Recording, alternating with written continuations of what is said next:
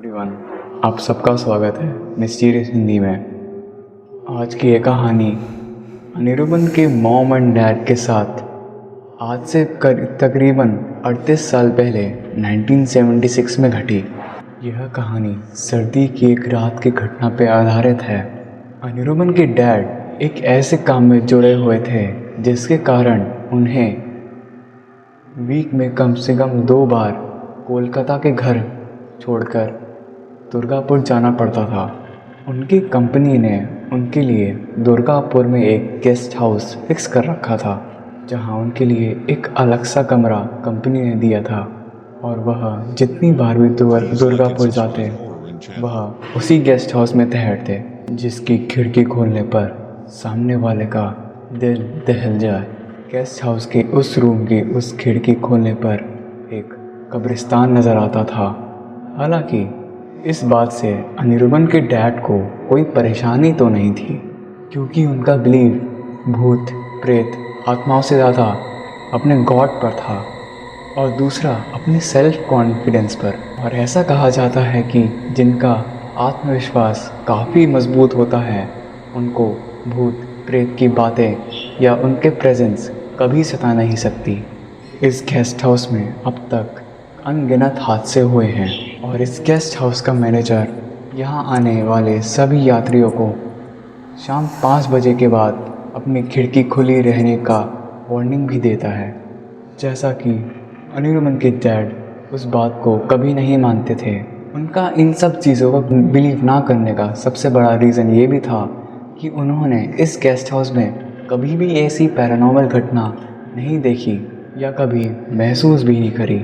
लेकिन कभी कभार उनको ऐसा लगता कि रात में जब वो सो रहे होते हैं उनके कान के आसपास आकर कोई उनका नाम पुकार रहा है।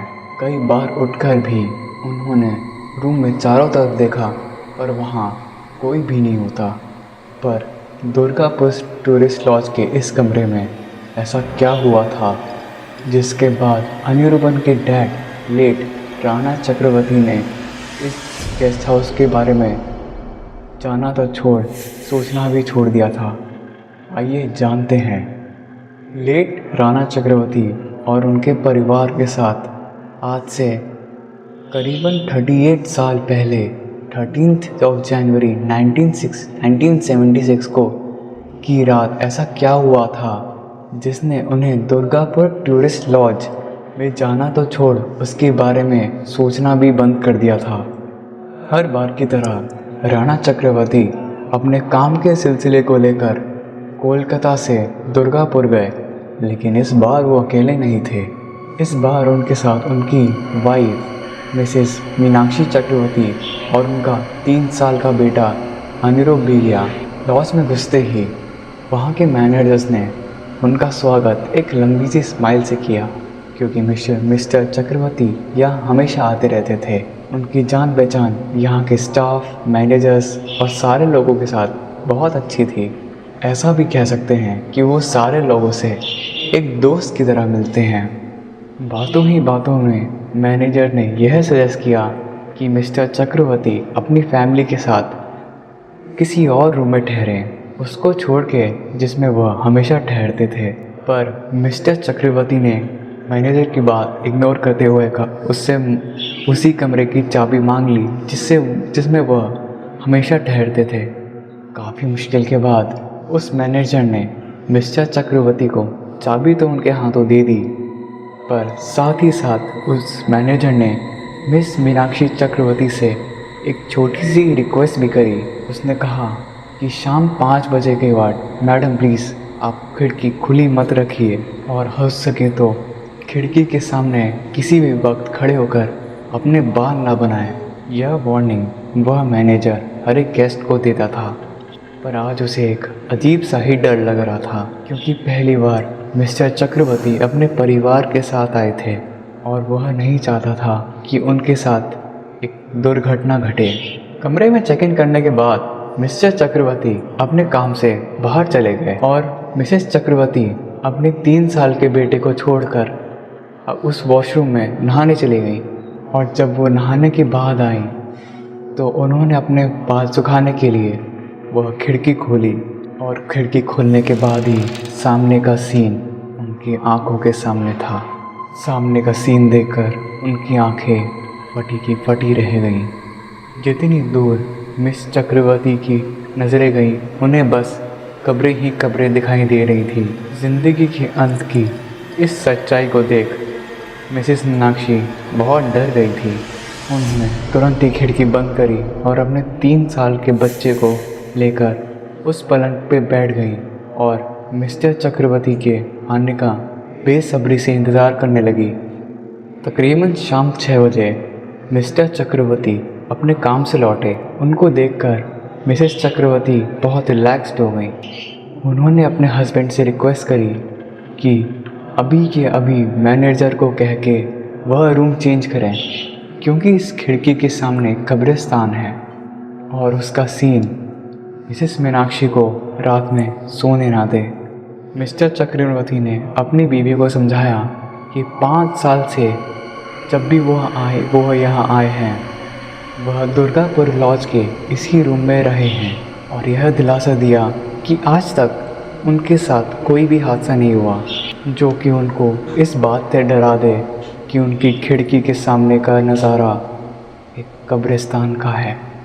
बहुत सारी एक्सप्लेनेशन देने के बाद मिसेस चक्रवर्ती कन्विंस हो गई और आज की रात उन्होंने इस रूम में बताने का फ़ैसला किया। पर मिस मीनाक्षी ने मिस्टर चक्रवर्ती से एक बात छुपाई कि उन्होंने ना ही खिड़की खोली बल्कि खुले बालों के साथ उस खिड़की के सामने कुछ देर खड़ी भी रही। यह बात तो आपने कहीं ना कहीं सुनी होगी कि रात को बाल खोल के छत पे ना सोए या अपने बाल खुले रख के रात में ना सोए। और अनजाने में यह गलती मिसेस चक्रवर्ती के साथ उस दुर्गापुर टूरिस्ट लॉज में हो गई। 13 जनवरी 1976 की रात तकरीबन 11 बजे मिस्टर चक्रवर्ती की नींद को उन्हीं के रूम से आ रही एक अजीब सी आवाज़ ने तोड़ दिया। उन्होंने पाया कि उनकी बीवी मीनाक्षी के बाल हवा में थे, मानो कि कोई इनविजिबल फोर्स उनको अपनी तरफ खींच रहा हो। और ख़ुद को बचाने के लिए मिसेस चक्रवर्ती टेबल के कोने को पकड़ी हुई थी और डर के कारण उनके गले से कोई आवाज़ भी नहीं निकल पा रही थी। एक मोमेंट के लिए मिस्टर चक्रवर्ती को अपनी आंखों पर विश्वास ही नहीं हुआ, लेकिन उन्हें पूरी हिम्मत जुटाकर अपनी बीवी का हाथ पकड़कर अपनी तरफ खींचने की कोशिश करी। उनकी यह कोशिश नाकामयाब हो रही थी क्योंकि वह अदृश्य शक्ति बहुत ज़्यादा पावरफुल थी जो मिस चक्रवर्ती को उस कमरे से बाहर की ओर घसीट रही थी।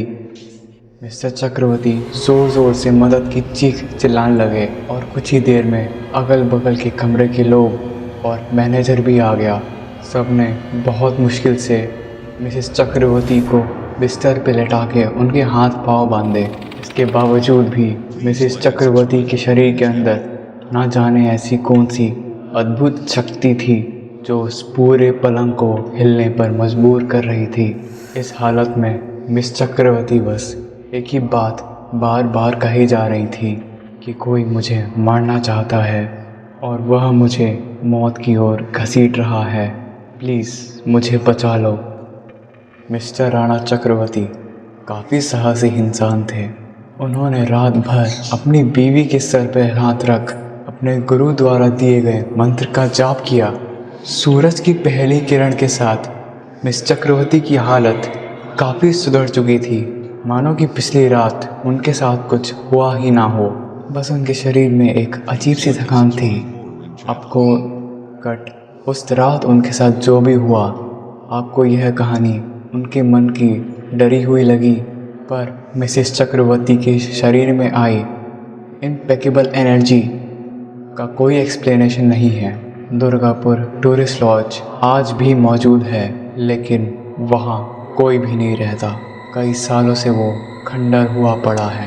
आपको ये कहानी कैसी लगी कमेंट करें और सब्सक्राइब करें हमारे चैनल मिस्टीरियस हिंदी को ऐसी और कहानी के लिए। तब तक के लिए मिलते हैं।